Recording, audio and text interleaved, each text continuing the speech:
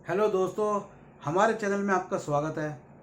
दोस्तों, ये वाला रिव्यू मैं खासकर हिंदी के दर्शकों के लिए बना रहा हूँ जो हिंदी में नेटफ्लिक्स देखते हैं और खोजते हैं कि उन्हें हिंदी में कुछ अच्छा देखने को मिले।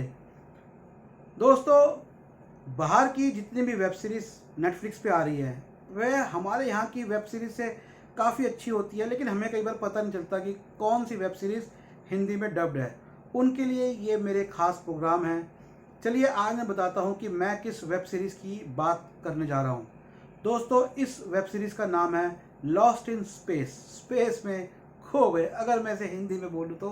दोस्तों, इसमें क्या खास बात है, इसकी स्टोरी क्या है, चलिए उससे पहले मैं आपको बताता हूँ। जैसा कि इसका शीर्षक है लॉस्ट इन स्पेस, तो आपको समझ में आ गया होगा कि ये एक साइंस फिक्शन है, फ्यूचर के ऊपर है, भविष्य के ऊपर आधारित है। कि भविष्य में मान लीजिए यदि हमारे पास पृथ्वी रहने लायक नहीं रही और हम किसी दूसरे ग्रह की खोज में निकल पड़े तो क्या होगा।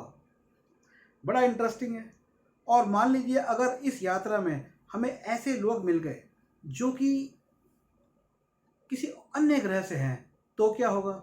और मान लीजिए अगर उन्होंने हम पे अटैक कर दिया, अगर मान लीजिए वे ना चाहते हुए भी हमारे साथ कम्युनिकेट करना चाहते हुए भी अगर वो हमसे कम्युनिकेट ना कर पाए और ना चाहते हुए भी उन्होंने हम पे गलती से अटैक कर दिया तो क्या होगा। एक तरफ धरती तो हमारे रहने लायक है नहीं, दूसरी तरफ मान लीजिए कि हमारे साथ एक ऐसे परजीवी आ गए या ऐसे एलियंस आ गए, ऐसे परग्रही आ गए जो कि हम पे अटैक कर रहे हैं। और मान लीजिए एक तीसरी स्थिति और आती है कि हम एक ऐसी जगह पहुंच गए जो अपने आप में एक जादुई दुनिया है, या हम एक ऐसी जगह पहुंच गए जहां की हवा ही पूरी विषैली है। तो हम क्या करेंगे। दोस्तों, आज तो धरती पर कोरोना वायरस फैला हुआ है और कहीं ना कहीं हमारी हवा भी कहीं कहीं विषैली हो जाती है, उसमें वायरस होता है तो हमारा जीना मुश्किल हो जाता है। फर्ज करिए कि अगर पूरी धरती पर ऐसा हो गया, और फर्ज कर लीजिए यदि धरती छोड़कर हमें कहीं जाना पड़ा तो क्या होगा। खैर, मैं इसकी स्टोरी पे आता हूँ।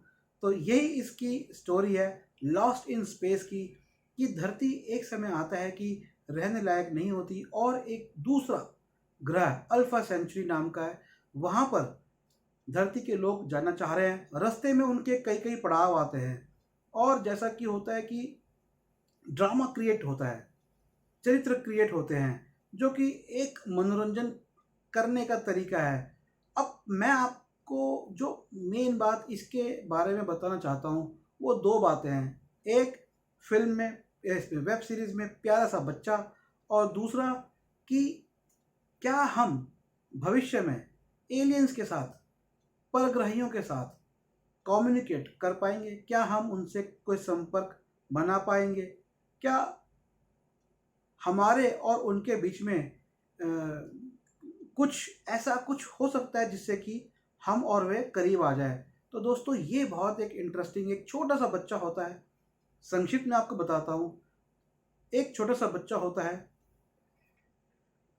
जो किसी तरह से उस मिशन का हिस्सा बनता है जो कि दूसरी दुनिया की खोज में निकला है।